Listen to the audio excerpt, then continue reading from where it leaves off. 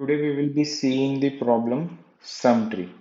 This is actually a very popular interview question and has been asked by many tech giants such as Microsoft and Amazon. So in this problem we are given a binary tree and we have to return whether this is a sum tree or not. So first of all, what is a sum tree? A sum tree is a tree where the value of its node is equal to the sum of its left subtree and the sum of its right subtree. And this does not hold true for the leaf node. A leaf node is a sum tree in itself because it does not have any children. So basically, we are given this tree. What is the value of its root node? That is the 3. And what is the sum of its left subtree? That is 2. And what is the sum of its right subtree? That is 1. So 2 plus 1 is equal to 3. So therefore, this is a sum tree. Now let's check another example. Here, the value of the root node is 62. What is the sum of its left subtree? That is this one, and this sums equals to 32. And what is the sum of its right subtree? This is equal to 4 plus 4 plus 7 plus 15, that is 30. So now 30 plus 32 is 62. Is that enough to call this a sum tree? No. Actually, we also have to check for its childrens. So for 16, does this property hold? The left is nothing. And what is the sum of right subtree? It's 16. So this holds. And for this one also it's hold. And this is a leaf node. And we know that leaf node is a sum tree in itself. Now let's check for 15. 4 plus 4 is 8. 8 plus 7 is 15. So this is also a sum tree in itself. This is also a sum tree in itself. And as this is a leaf node, we know it is a sum tree. And as this 7 is also a leaf node, this is also a sum tree. Now, before diving into the solution, what is the most brute force approach that you can think to solve this problem? The most brute force way is we could start at the node and we could make our way down. When we start at the node, we will find out what is the sum of its left subtree and what is the sum of its right subtree. And if this adds up to 62, then we continue for 16, then 8, then 8, and similarly we will continue for the right portion. But is this the most optimized way? No, this is not an optimized way because we are repeatedly doing many calculations and the time complexity for this approach would be big O of n square. Now let's see an optimized way to solve this problem. This is a tree and we will be starting from the root node. And what we will do is basically we will try to go towards the left if any node is present and we will try to go towards the right if any node is present. So first of all we will go towards the left and we encounter a 16 and similarly we will try to go towards the left but we encounter a null node. So in this case what we will be doing is we will be returning back 0 to this node and let's store this 0 in a variable say left and now we will try to go towards the right. Now here we encounter an 8. We will do the similar thing for the 8. We will try to go towards the left. Here we encounter another null node, so we will be returning 0. And again we will try to go towards the right. And in this case, this is a leaf node. And when this is a leaf node, what we will be doing is we will be returning the data in that node itself. So here we will be returning 8 itself. So now, what is the scenario for this node? Left is 0 and what is the value that is obtained from the right? Yes, that is 8. And does this left plus right adds up to the data in this node? Yes, that adds because left plus right is equal to 8. Then what do we have to do is we have to return back left plus write plus its data.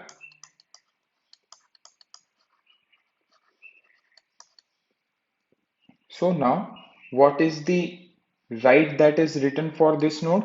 That is 8 plus 8, that is 16. And we already have computed that left for that node is 0 and right will be 16. So does this adds to the value of this node? Yes, it does add. So what do we have to do again? We have to return left plus right plus the data in it. So we will be returning 32. Now, as we have not computed the sum of its right subtree, let's calculate that. We go towards the right, we encounter a 15 and it have left and right as well. So first of all, we will go towards the left. For this 4, we does not have a left, so we will be returning a 0. It does have a right. This is a leaf node, so it will basically return the data in itself, that is 4. And we see this equals to this data. So what we will be returning back to the 15? 4 plus and this 4. That is written from the leaf, and that will be 8. And now let's check for the right. This is a leaf node, and a leaf node returns back its data, that is 7. So this is left, this is right. Does this adds up to 15? Yes, it does adds up to 15. Now what we have to do, we have to again return back. What do we have to return back? Yes, left plus right plus data. So in this case, we are returning a 30. So now for the last node, does this property satisfy? 32 plus 30, that is equal to 62. So basically, we know that this is sum tree, but yet there is one more step that is needed to be done. Basically, when we will be writing this function, this will be the return type of that function will be an int. So after verifying this node also, what we will be returning? Yes, left plus right plus data. So that adds up to 62 and this is also 62. Now, when we want to check whether this is a sum tree or not, we will be collecting this result in a variable, let's say t or total. So now we have to verify based on this result whether this is a sum tree or not. So what we have to do is if t equals to 2 times the root dot data, then we could safely say that this is a sum tree. And why we are doing this? If it is a sum tree, then the value of its left and right will add up to the root node. That times we will be returning back the 2 times the root node. And basically that is what we are checking in the last condition. If this condition holds, then we can safely say that this is a sum tree. Now let's quickly code this up.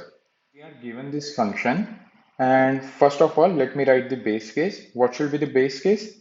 If the root is null, that time we know it is a sum tree, or if it is a leaf node, that is, it does not have any children. We will check that root dot left double is equal to null,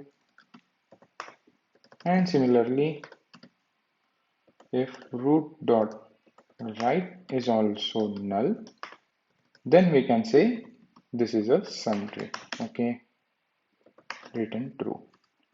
Now let's create a variable total and we will be getting that from our helper function. This is not an inbuilt one. I will code this up and we will be passing root. Okay, and now what will be the condition? If total not equals to I am basically writing this condition. If it is not a sum tree, we will be returning integer dot min value and it will be faster for us to compare it with this one. And now what we have to check, and this total should be equal to 2 times the root.data. And if this is true, then we will be returning the true value.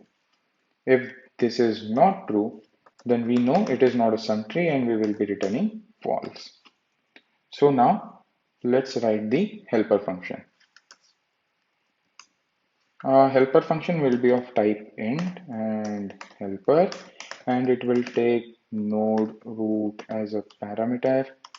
And now if we will be writing the base case, if the root that is given to us is null, that time what we will be doing? Yes, we have to return a 0 from it. Now let's create a variable intl that will store the left sum and intr that will store the right sum. Now let's try to go towards the left. We will call the helper function again and we will try to go towards the left until we hit the null node. And now we will check again if at any point of time if we are being returned integer dot min value, that time we know that this will not be a sum tree and we have identified that. So what we will be returning? We will also return from the function and we will return the same value. And we know if this value matches here, then it is not a sum tree. And after we go towards the left, now it's time for the right. Now we will try to go towards the right. Helper and root dot right. We will basically check the same thing again. Let me copy this. If at any point of time we are return int min value from our function, then we know that this is not a sum tree and we have to stop the execution of the function there itself. Now, what if we have left and right with us? Then we have to check if that node is a leaf node. This is the important one. If it is a leaf node,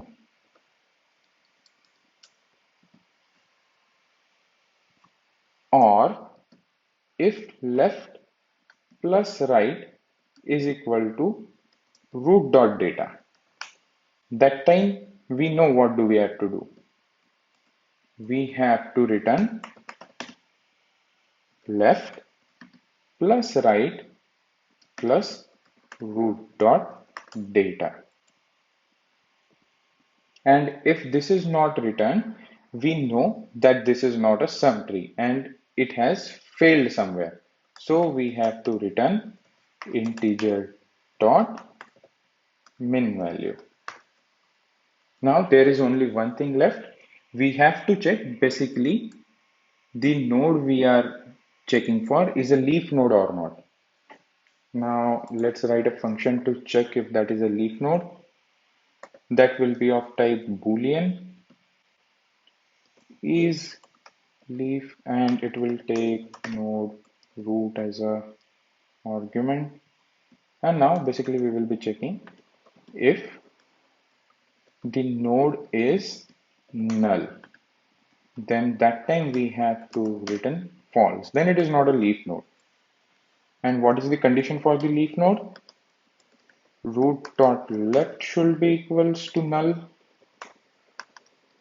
and simultaneously root.right should also be equals to null. Only in this case we have to return true.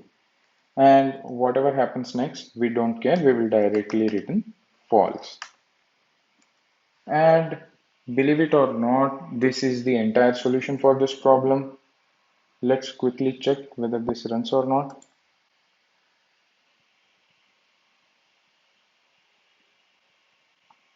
There is an error. Oh, there's a typo somewhere. I have written min value.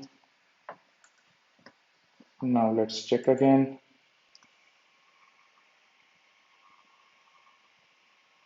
And this runs for this test case. Let's submit and see.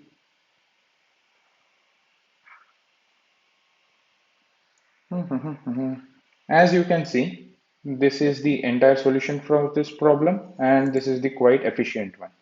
The time complexity for this solution will be big O of n because we are only traversing the tree once. Let me know if you want the brute force solution as well. I'll be more than happy to code that up. If you find this video helpful, please give it a like and hopefully I'll see you in the next one. Thank you.